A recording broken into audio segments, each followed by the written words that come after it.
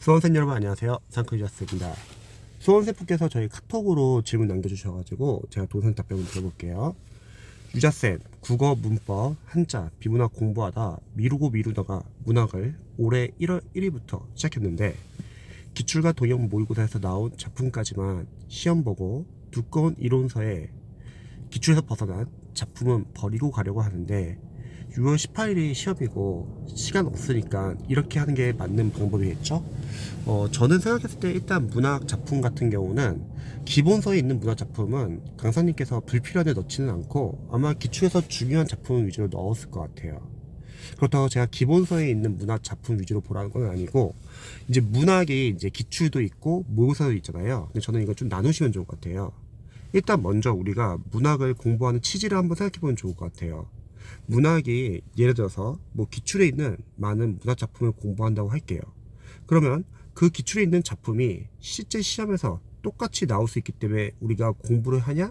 그거는 좀 약간 애매할 수도 있을 것 같아요. 왜냐면 시험은 출제자가 내기 때문에 어떻게 나올지 몰라요. 우리가 기출에서 배웠던 문학 작품이 나올 수도 있는 거고 또는 그 작품이 아닌 다른 작품이 나올 수도 있다는 거죠.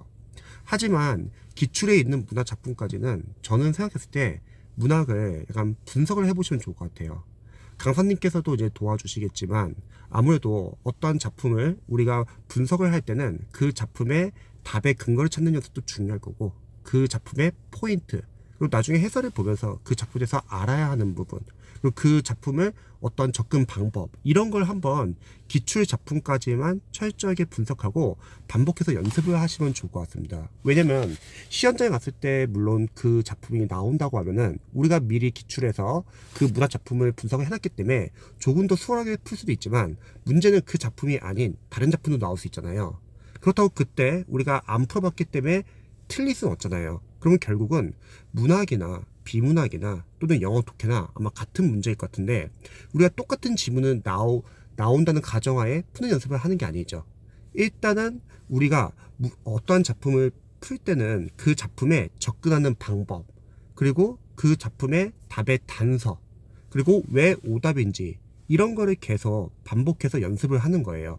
그렇게 연습을 해야지 실제 시험장 갔을 때 새로운 작품이 나온다 하더라도 그 새로운 작품이 우리가 안 본 작품이라 하더라도 기존에 했던 연습을 통해서 적용 연습을 하는 게 전 중요하다고 생각합니다. 그럼 정리를 하자면 기출 문학 작품이 뭐 고전 문학, 현대 문학 참 많잖아요. 하지만 기출 문학 작품까지는 반복을 여러 번 하면서 각각 작품별로 어떻게 접근하고 답의 근거는 어디에 있고 오답은 왜 오답인지 그리고 그 작품에 대한 간단하게 알아야 하는 포인트 위주로 한번 체크해 보시면 좋을 것 같습니다.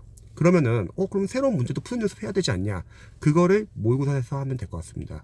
하지만 비문학 같은 경우는 반대로 기출 작품을 또 볼 필요는 없을 것 같아요. 비문학은 비문학이 끝나시면은 새로운 비문학 계속 문제를 푸세요. 영어도 마찬가지겠죠. 영어 독해도 마찬가지로 계속 새로운 독해 문제를 푸는 거죠.